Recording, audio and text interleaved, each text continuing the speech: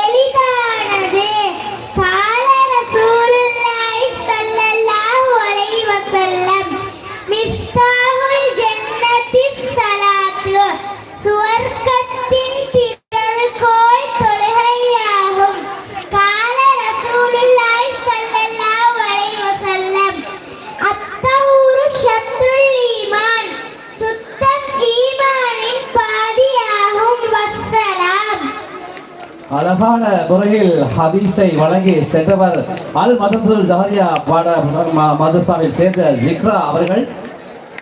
அடுத்ததாக தாருல் அல் ஃபுர்கான் மதரசாவின்